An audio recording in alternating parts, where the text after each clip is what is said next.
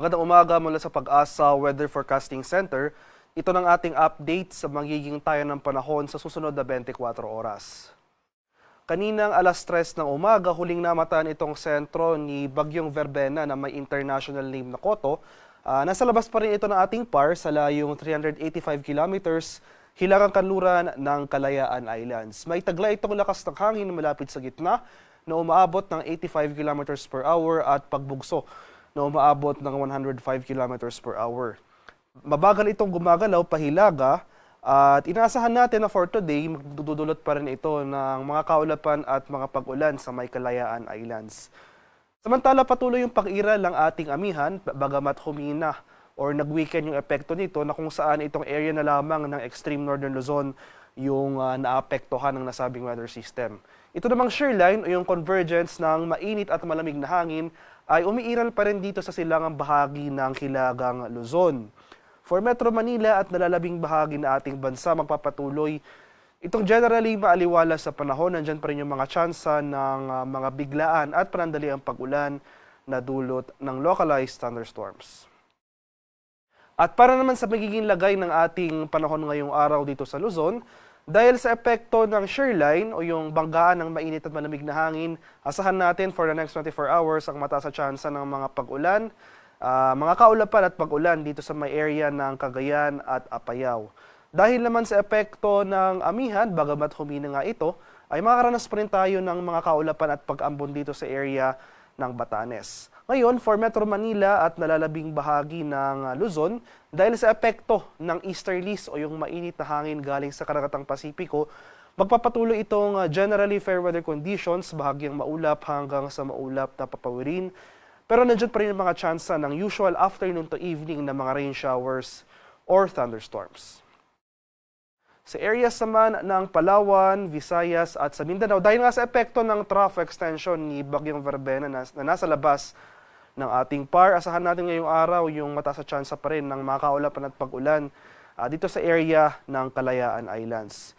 For the rest of Palawan as well as buong Visayas at buong Mindanao, magpapatuloy itong magandang panahon ngayong araw, generally fair weather, pero magdala pa rin tayo ng payong dahil posible pa rin magdulot ng mga pag-ulan yung ating localized thunderstorm, especially sa hapon o sa gabi.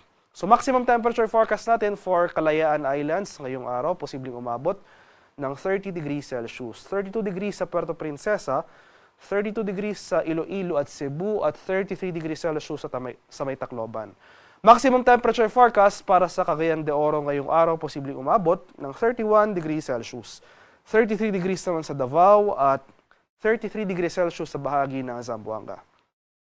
Sa kalagayan naman ng ating karagatan, wala tayong nakataas na gale warning sa anumang baybay na ating kapuluan, pero iba yung pag-iingat pa rin sa ating mga kababayan na maglalayag, especially dito sa seaboards ng Palawan, dahil posible pa rin tayong makaranas dito ng katamtaman hanggang sa maalong mga karagatan.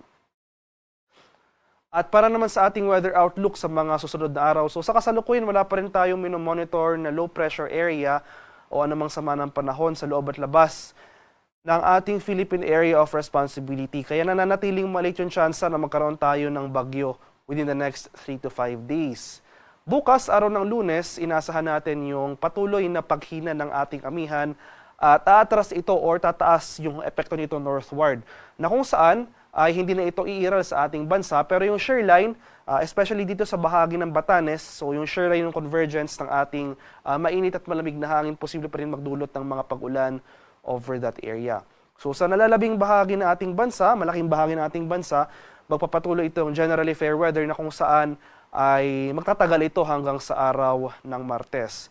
Pero by Wednesday, araw ng Miyerkules, inaasahan natin yung muling paglakas o yung pagbugso ng ating northeast monsoon na kung saan makakaapekto ito sa malaking bahagi ng northern and central Luzon. So by Wednesday, asahan natin dahil sa kaakibat na paglakas ng ating amihan, mataas sa tsansa ng mga kaulapan at pag-ulan ng ating inaasahan dito sa may Cagayan Valley at sa Cordillera.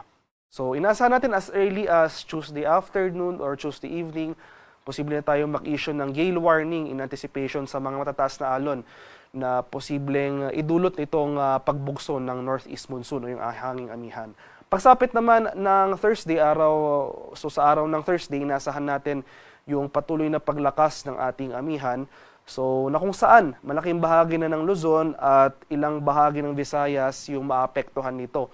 So, dahil sa epekto ng malakas na amihan as well as yung shear line o yung convergence ng mainit at malamig na hangin, eastern sections ng Luzon at Visayas sa araw ng Thursday makakaranas ng mataas na tsansa ng mga kaulapan at mga pag-ulan. So dahil sa amihan, asahan natin yung mga pag-ulan, especially sa mga rehiyon ng Cagayan Valley, Cordillera, Aurora at sa Quezon. Samantala, ito ng mga Bicol Region at Eastern Visayas dahil sa epekto ng shear line, yung mga pag-ulan ay mararanasan rin natin over these areas.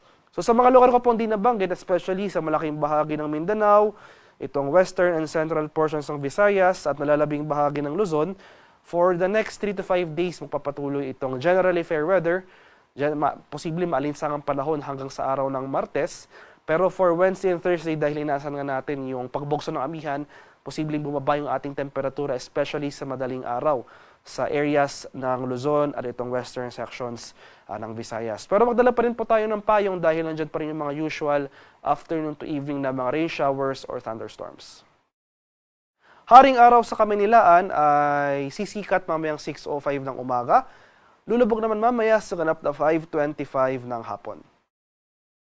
At para sa karagdagang impormasyon tungkol sa ulat panahon, lalong-lalo na sa ating mga localized advisories, ating mga heavy rainfall warnings, rainfall advisories, or thunderstorm advisories na posibleng i-issue ng ating Pag-asa Regional Centers sa ating mga lokalidad, ay follow kami sa aming social media accounts at DUST_Pag-asa.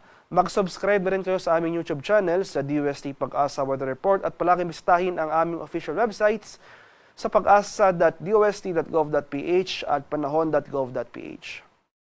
At yan lamang po ang latest mula dito sa Pag-asa Weather Forecasting Center. Magandang umaga sa ating lahat. Ako po si Darno Villabilog Ulat.